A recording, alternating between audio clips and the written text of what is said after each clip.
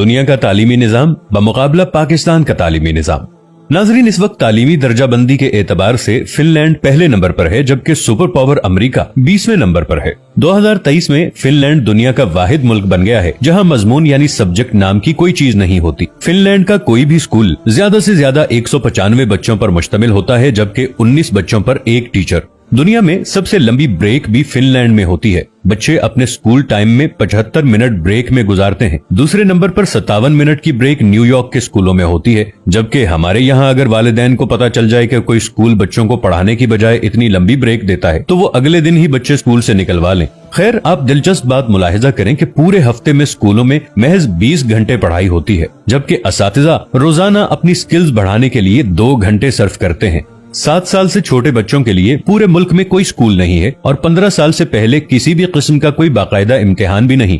रियाजी के एक उस्ताद से पूछा गया कि आप बच्चों को क्या सिखाते हैं, तो वो मुस्कुराते हुए बोले, मैं बच्चों को खुश रहना और दूसरों को खुश रखना सिखाता हूँ, क्योंकि इस तरह वो जिंदगी के हर सवाल को बाआसानी हल कर सकते हैं। आप जापान की मिसाल ले लें। तीसरी जमात तक बच्चों को एक ही मजमून सिखाया जाता है और वो है अखलाकियात और आदाब। हजरत अली रज़ियल्लाहु अन्हु ने फरमाया, जिसमें अदब नहीं उसमें दीन नहीं। मुझे नहीं मालूम कि जापान वाले हजरत अली रज़ियल्लाहु अन्हु को कैसे जानते हैं और हमें अभी तक उनकी ये बात मालूम क्यों ना हो सकी। बहरहाल, इस पर अमल की जिम्मेदारी फिलहाल जापान वालों ने ली हुई है।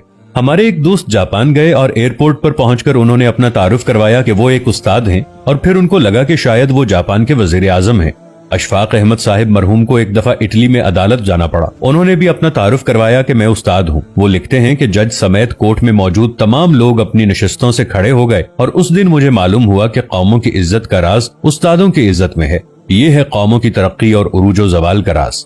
जापान में मुआशरती उलूम पढ़ाई नहीं जाती, क्योंकि ये सिखाने की चीज है, पढ़ाने की नहीं, और वो अपनी नस्लों को बहुत खूबी के साथ मुआशरत सिखा रहे हैं। जापान के स्कूलों में सफाई सुथराई के लिए बच्चे और असातिज़ा खुद ही एहतमाम करते हैं। सुबह 8 बजे स्कूल आने के बाद से 10 बजे तक पूरा स्कूल बच्चों और असातिज़ा समेत सफाई में मशगूल रहता है। दूसरी तरफ आप अपना तालीमी निज़ाम मुलाहजा कीजिए, जो सिर्फ नकल और छपाई पर मुश्तमिल है। हमारे बच्चे पब्लिशर्स बन चुके हैं। आप तमाशा देखें, जो किताब में लिखा होता है असातिज़ा उसी को बोर्ड पर नकल करते हैं, बच्चे दोबारा उसी को कॉपी पर छाप देते हैं। असातिज़ा इसी नकल शुदा और छपे हुए मवाद को इम्तिहान में देते हैं, खुद ही अहम सवालों पर निशानात लगवाते हैं और खुद ही पेपर बनाते हैं और खुद ही इसको चेक करके खुद नंबर भी देते हैं। बच्चे के पास या फेल होने का फैसला भी खुद ही सादिर कर देते हैं और माँ बाप इस नतीजे पर तालियां बजा बजा कर बच्चों के ज़हीन और काबिल होने के गुन गाते रहते हैं। जिनके बच्चे फेल हो जाते हैं वो इस नतीजे पर अफसोस करते रहते हैं और अपने बच्चों को कूड़ मगज और कुंद जहन का ताना देते रहते हैं।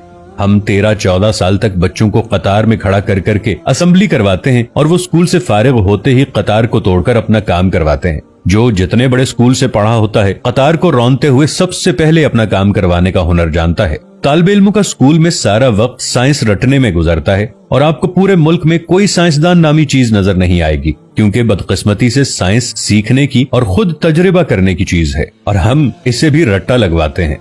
आप हैरान होंगे, मैट्रिक क्लास का पहला इम्तिहान 1858 में हुआ और बरतानवी हुकूमत ने यह तय किया कि बर्रे सगीर के लोग हमारी अक्ल से आधे होते हैं, इसलिए हमारे पास पासिंग मार्क्स 65 हैं, तो बर्रे सगीर वालों के लिए 32.5 होने चाहिए। 2 साल बाद 1860 में असातिज़ा की आसानी के लिए पासिंग मार्क्स 33 कर दिए गए और हम भी इन 33 नंबरों से अपने बच्चों की जहानत को तलाश करने में मसरूफ हैं।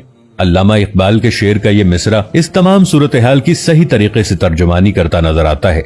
जो शाख नाजुक पे आशियाना बनेगा, नापायदार होगा।